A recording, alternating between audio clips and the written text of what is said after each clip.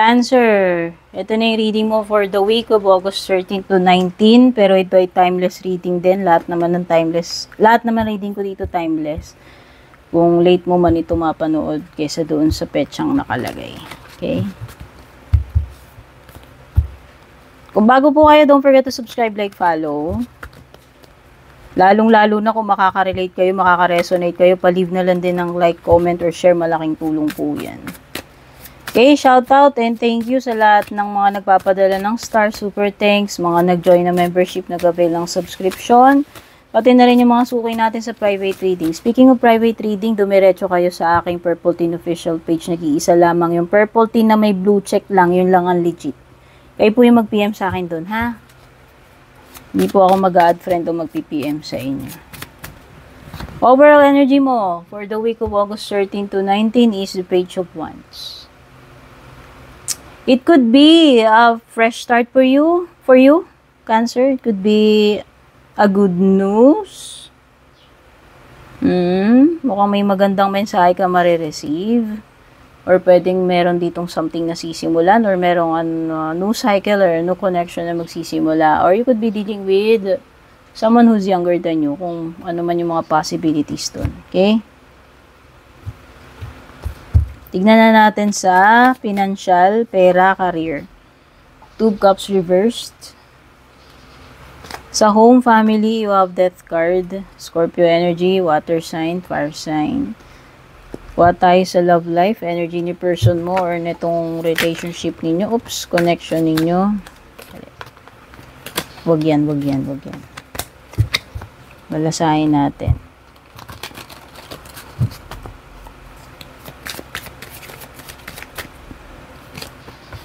Energy ni person mo. Okay. Tsaka energy ng connection ninyo. Six of Cups. Oops. Sa energy naman ng hindi mo inaasahan na pwedeng mangyari this week. And tignan na natin yung maaaring magandang mangyari sa iyo. Good stuff, good news for you. King of Cups. Sa bottom ng deck, you have the Four of Pentacles.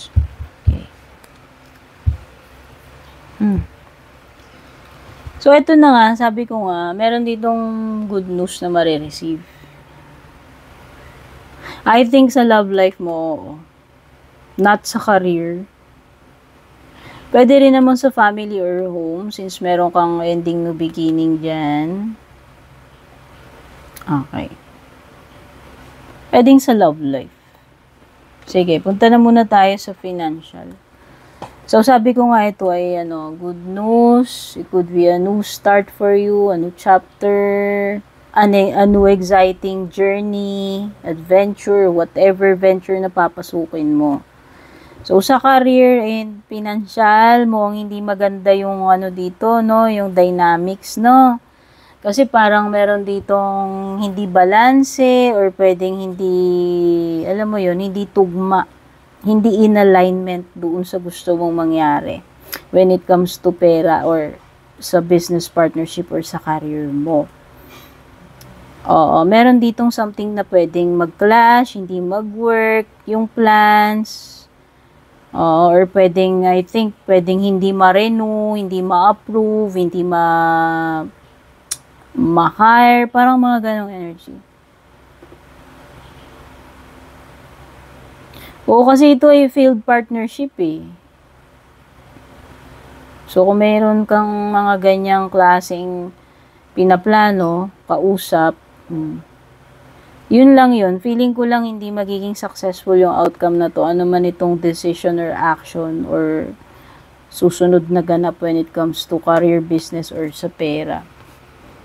Okay? Sa family, pwedeng merong magtatapos. Hindi to laging masama card Baka kasi iba isipin nyo. Meron kasi ditong something na matatapos, pero nakikita ko naman na merong magandang panimula na susunod after netong pagtatapos na to. Yun lang naman ang indication nito. So, ayan, halimbawa, meron kayong difficult situation na pinagdadaanan sa bahay kasi ito ay patungkol sa family bahay eh. Merong matatapos na. Kung ano man yung pinagdadaanan nyo na yun at makakapagsimula uli ng maganda, ng panibago. Ito rin ay card ng, yun nga, transformation. Feel ko lang magandang pagbabago to. Pero meron muna something dito na kailangan matapos bago makapagsimula uli. Okay, regarding family and bahay. Tapos sa love life mo, ano energy na person mo? Okay. Past person or ex?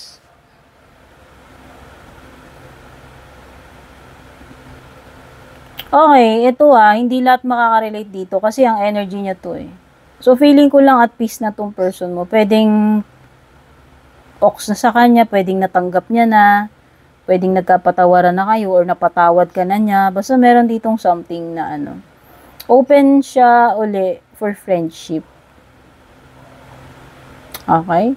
Hindi ko alam kung mauuwi ba to sa romantic kasi parang feeling ko lang. Meron kasing something about the Six of Cups na parang nostalgic. Pwedeng mga memories. Hindi ko alam kung sino ba yung nakakamiss sa inyo, nakakaalala na meron something na nakakapagpa-remind ng past ninyo netong tao na to. Or pwedeng siya ilang din yun, o pwedeng ikaw o pareho kayo. O pwede namang may encounter with the past or an ex. Pero nakikita ko kung iniisip mong galit pa siya, hindi, sa tingin ko, napatawad ka na niya or basta parang at peace na siya O pwedeng maging magkaayos kayo pero but as friends. Hindi ko alam kung magde-develop pa ha. Hindi ko alam kung may pagbabalikan pero nakikita ko lang na open siya for friendship. Yun lang naman yung nasi-sense ko. Wala ko agad na sense na romantic dun. So when it comes dun sa bagay na hindi mo inaasahan na mangyari this week, okay, maging vigilant ka, mag-ingat ka, mag-set ka ng boundaries mo. Basta ito ay card ng warning para sa akin Be on guard. Basta, something's coming up. Kung ano man yun, dapat handa ka, aware ka, alert ka, matalas ka. May possible danger lurking around. Hindi naman siya nananakot ako. Basta, pwede namang hindi ganun ka-serious, pero alam mo yun, dapat lang talaga maging ka lang, prepared. At any moment. Kasi pwedeng meron darating. Kung ano man yung darating na yan. Bagay, situation, or whatever. Kasi nga sa unexpected to Kaya hindi ko masasabi kung kailan darating. Unexpected nga, di ba? So, yun lang. Basta parang ang sinasabi sa iyo, mag-prepare ka. Prepare ka, baka pera. O baka may pakakawalan kang malaking amount ng money, whether you like it or not. O, ingat ka na lang kasi baka mamaya mawalan ka rin. Whatever. Pwede kasing merong sign dito ng pagiging unstable when it comes to financial. So, sa area naman ng good news or yung magandang pwedeng mangyari sa iyo this week, you have the King of Cups. I think this is a person, yun nga yung sinasabi ko sa love life, pwedeng may pagbabalik or a reconnection, kung ano man yun. Friendship man yan na ewan ko pwedeng it will start as friendship, pero pwede din namang ma-develop. Pero ayaw kung kayong i-guarantee pagdating dyan. Basta meron lang something dito na something very special, makakapagpasaya sa puso mo, makakapag-inspire sa'yo, or it could be a new person. Okay? Yun yung hindi mo inaasahan na pwedeng, hindi mo inaasahan na friendship that will develop into much deeper. Okay. Kasi ayan may feelings Siguro hindi mo inaasahan na may nararamdaman tong person na to, o may mararamdaman ka dito, o mahuhulog ka, madedevelop ka. Something like that. Okay. So, check pa natin yung iba pang mga paparating for you.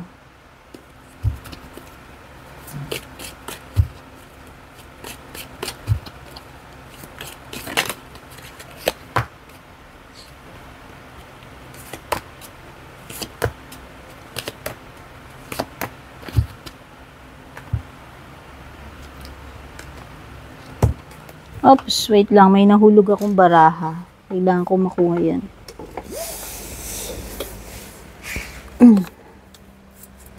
Nakakainis naman. Ito yung hit na hit ko May nahulog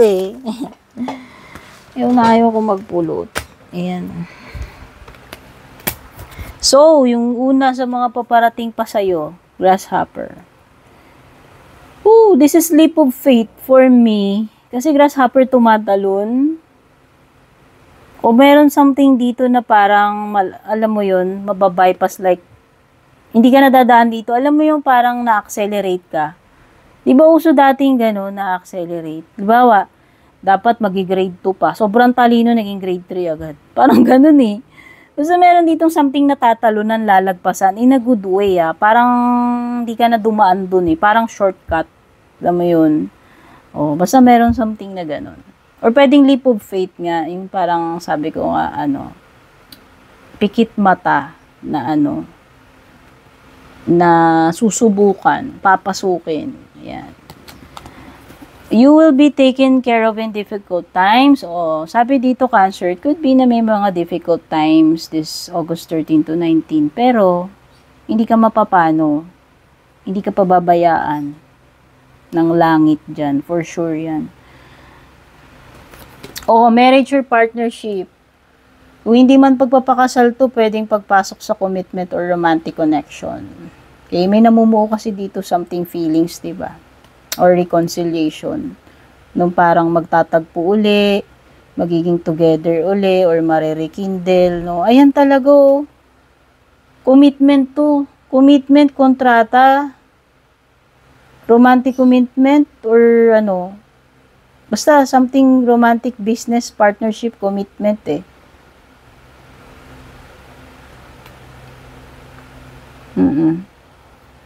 Could be a new contract, a new commitment, in love, or business.